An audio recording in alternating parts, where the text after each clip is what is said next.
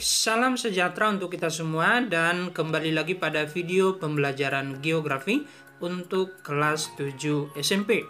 Tentunya masih bersama saya, Thomas Rinto Harumunte. Nah, pada video kali ini kita akan melanjutkan pembahasan materi geografi kita tentang bab yang ketiga, yaitu potensi sumber daya air Indonesia. Di pertemuan sebelumnya kita telah bahas klasifikasi sumber daya alam dan potensi sumber daya udara dan sumber daya tanah Indonesia. Nah, untuk kali ini kita akan bahas tentang potensi sumber daya air Indonesia. Seperti biasa, sebelum kita melanjutkan ke materinya, terlebih dahulu saya menekankan bahwa tujuan pembelajaran yang hendak kita capai melalui video pembelajaran ini yaitu diharapkan siswa mampu memahami potensi sumber daya air Indonesia.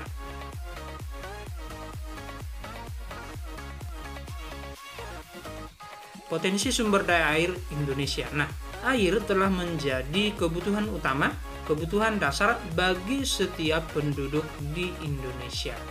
Sumber daya air yang terdapat di Indonesia bisa kita kategorikan sebagai yang pertama air hujan, yang kedua air sungai, yang ketiga air danau, dan yang keempat adalah air tanah. Nah, semua jenis air ini atau penggolongan air ini setiap harinya dipergunakan atau dimanfaatkan oleh penduduk Indonesia.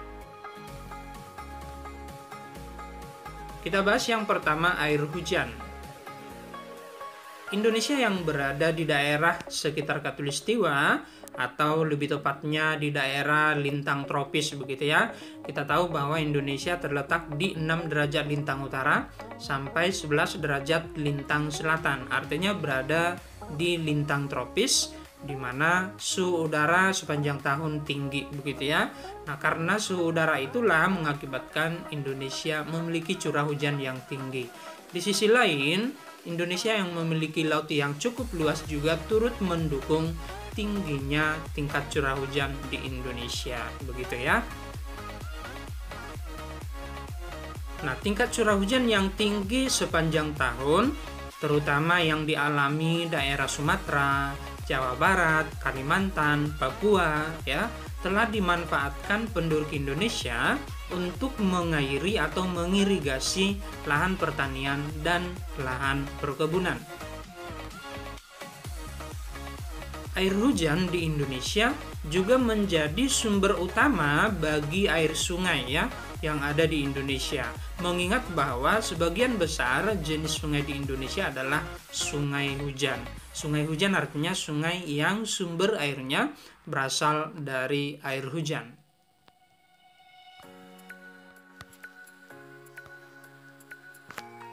Kita lanjut yang kedua, yaitu sumber daya air sungai di Indonesia. Sungai bisa kita artikan sebagai aliran air tawar yang terbentuk secara alami. Secara alami artinya bukan dibentuk manusia, bukan diciptakan manusia ya. Dari daerah yang lebih tinggi artinya alirannya dari daerah yang lebih tinggi ke daerah yang lebih rendah. Tentu sungai ini berada di daratan ya. Nah, menurut sumber airnya, sungai di Indonesia dibedakan menjadi yang pertama ada sungai hujan ya.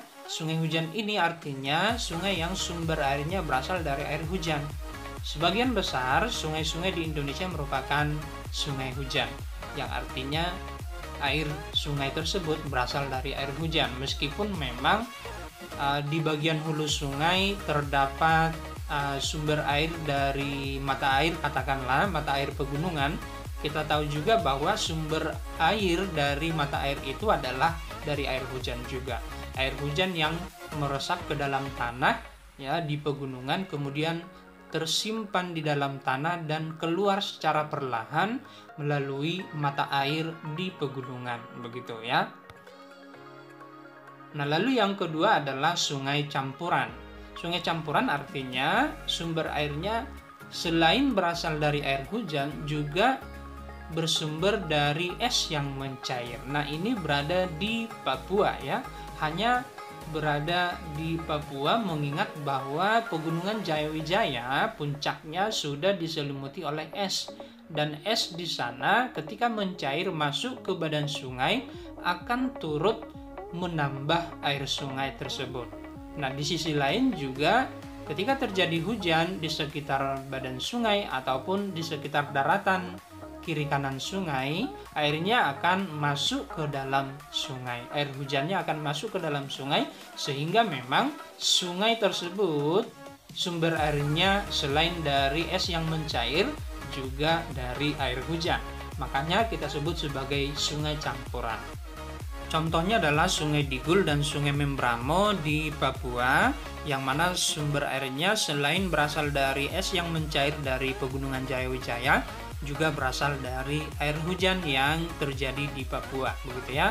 Kita tahu bahwa Papua sendiri juga memiliki tingkat curah hujan yang tinggi juga ya. Lalu seperti apa pemanfaatan dari air sungai di Indonesia? Nah, secara umum dimanfaatkan sebagai yang pertama sarana transportasi air ya, khususnya di Kalimantan ya. Ya, jika kalian pernah ke Kalimantan, di sana sangat lancar transportasi melalui sungai. Bahkan di sekitar sungai juga kegiatan ekonomi berlangsung setiap harinya seperti itu ya. Penjualan berbagai jenis makanan ya, karena memang orang lebih banyak memilih bertransportasi melalui sungai. Mengapa? Karena sungai-sungai di sana panjang ya dan relatif landai, tidak curam, sehingga memang layak digunakan sebagai transportasi air sungai, begitu ya. Lalu pemanfaatan yang kedua adalah sebagai sumber energi ya, energi listrik tentunya ya. Dalam hal ini kita kenal sebagai PLTMH ya, pembangkit listrik tenaga mikrohidro, yaitu memanfaatkan aliran air sungai sebagai pembangkit listrik. Lalu pemanfaatan yang ketiga adalah sebagai sumber air bagi waduk ataupun danau buatan ya, bendungan di Indonesia. Jadi memang secara umum waduk-waduk di Indonesia, danau buatan di Indonesia dibentuk dengan cara membendung sungai seperti itu. Misalnya waduk Jatiluhur yang ada di Jawa Barat itu sumber airnya berasal dari Sungai Citarum ya. Waduk Gajah Mungkur misalnya juga ya, sumber airnya berasal dari Sungai Bengawan Solo ya, di Jawa Tengah ya. Lalu pemanfaatan yang keempat adalah sebagai sarana olahraga arung jeram ya. Ini sebagai wisata juga ya, wisata arung jeram. Selanjutnya adalah sebagai tempat budidaya ikan ya, tempat pembudidayaan jenis ikan tertentu. Tentu jenis ikannya adalah ikan air tawar ya. Nah, berikut merupakan gambar dari PLTMH yang ada di Desa Ngaul di Provinsi Jambi ya, di mana ini merupakan pembangkit listrik dengan memanfaatkan aliran air sungai. Lalu di bagian kanannya juga ada PLTMH di Kabupaten Seruyan di Kalimantan Tengah ya. Nah, lalu kita bisa lihat juga gambar sebelah kiri ya, kegiatan arung jeram ya. Lalu gambar sebelah kanan ini merupakan keramba ya, pembudidayaan ikan tepatnya di Sungai Widuri, Bantul, Yogyakarta ya. Nah, jadi seperti inilah pemanfaatan dari sungai di Indonesia. Kita lanjut, yang ketiga adalah air danau ya. Danau bisa kita artikan sebagai genangan air ya, tentu secara umum genangan air tawar ya, yang relatif luas di daratan. Genangan tersebut secara umum berada di cekungan permukaan bumi daratan ya. Selanjutnya, jenis atau klasifikasi danau di Indonesia terdiri dari yang pertama ada danau vulkanik ya. Dari namanya berarti danau ini terbentuk dari hasil letusan gunung api ya. Contohnya adalah Danau Maninjau di Sumatera Barat ya, Danau Gunung Batur di Bali, Provinsi Bali, Danau Tangkuban Perahu di Jawa Barat, Danau Segara Anakan di Nusa Tenggara Barat, Danau Tondano di Sulawesi Utara, Danau Kawah Ijen di Jawa Timur, dan Danau Kelimutu di Nusa Tenggara Timur. Nah, kemudian selain danau vulkanik, di Indonesia juga terdapat danau tektonik, yaitu danau yang terbentuk karena peristiwa patahan atau penurunan kerak bumi, di mana patahan atau penurunan kerak bumi tersebut diakibatkan oleh adanya tenaga endogen yang berasal dari dalam bumi, begitu ya. Nah, contohnya adalah Danau Poso di Sulawesi Tengah, ada Danau Tempe di Sulawesi Selatan, Danau Laut Tawar di Aceh ya, Danau Tauti di Sulawesi Selatan, Danau Singkarak di Sumatera Barat, Danau Takengon di Aceh. Selanjutnya, danau tektovulkanik ya. Dari segi namanya berarti ini gabungan dari proses letusan gunung api dan tenaga endogen yang berasal dari dalam bumi ya. Terbentuk akibat gabungan peristiwa vulkanik, letusan gunung tadi ya, dan tektonik ya. Contohnya adalah Danau Toba di Sumatera Utara ya, tepatnya di Kabupaten Toba Samosir. Lalu Danau Ranau di Sumatera Selatan. Selanjutnya Danau Karst atau sering juga disebut dengan Danau Dolin, Danau Dolina gitu ya. Terbentuk akibat pelarutan ya, pelarutan di daerah kapur ya. Ketiga jenis tanahnya tanah kapur, maka saat terdapat unsur air di sana, tanah itu akan larut membentuk cekungan-cekungan kecil, dan ketika digenangi oleh air kita kenal sebagai Danau Dolina atau Danau Kars gitu ya. Contohnya adalah genangan air atau danau di daerah Gunung Kidul. Selanjutnya adalah Danau Laguna. Danau Laguna terbentuk di daerah pantai karena adanya pengendapan dari air sungai ya, sehingga membentuk tanggul. Nah, tanggul inilah yang akan menahan air sehingga tergenang begitu ya. Menahan air sehingga tidak sampai ke lautan dan tergenang akibat tanggul tersebut.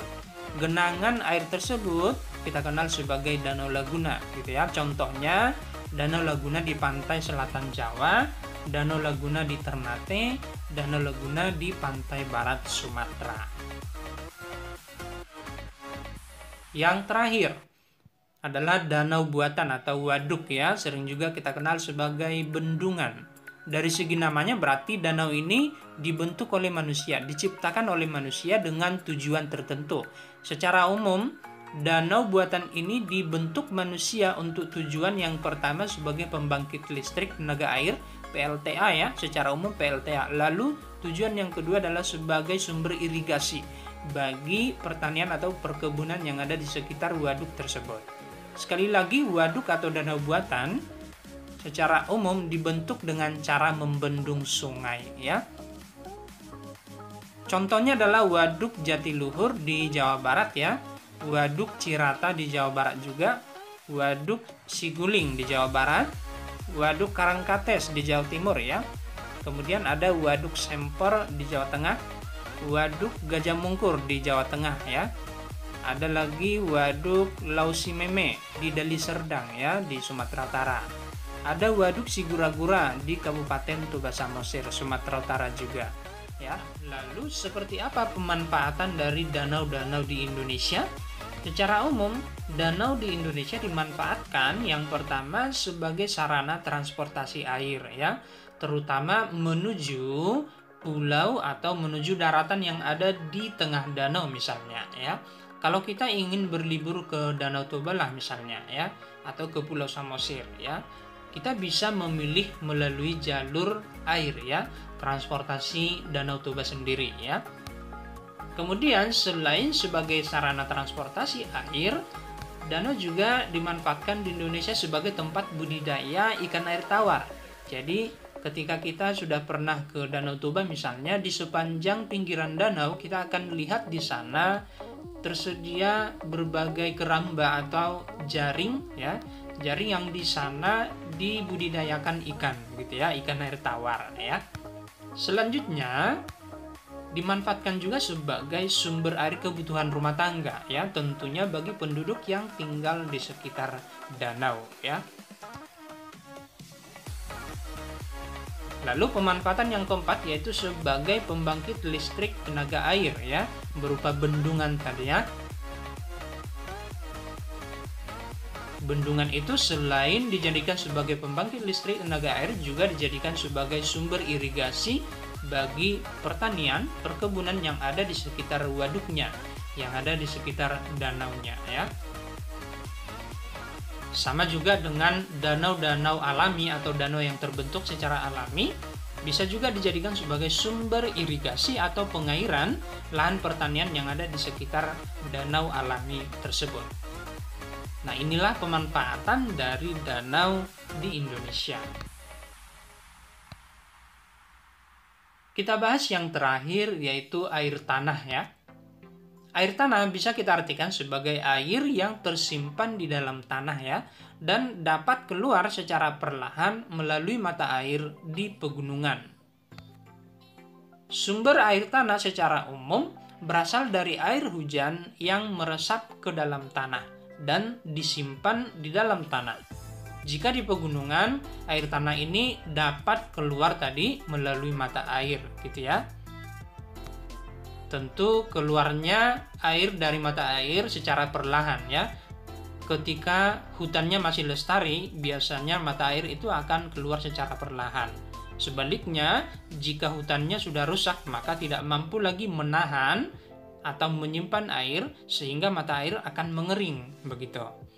Nah, air tanah di Indonesia secara umum dimanfaatkan sebagai sumber kebutuhan rumah tangga penduduk dan sumber kebutuhan industri ya, melalui pembuatan sumur bor di perkotaan. Sumur bor ini sudah banyak tersedia di setiap rumah-rumah penduduk ya, yang dibuat secara mandiri begitu ya. Termasuk juga secara umum dimanfaatkan oleh industri-industri ya, baik industri jasa seperti sekolah, perhotelan gitu ya, termasuk juga industri pengolahan barang yang memang sangat membutuhkan air gitu ya. Selanjutnya, jika di pedesaan biasanya air tanah ini dimanfaatkan berupa mata air gitu ya. Mata air itu akan menjadi sumber kebutuhan air bagi masyarakat di pedesaan ya. Nah, sekianlah pembelajaran kita pada video kali ini. Silakan mempelajari materinya, dan seperti biasa jika ada pertanyaan, silakan buat pertanyaan kalian di bagian komentar ya. Akhir kata saya ucapkan selamat belajar.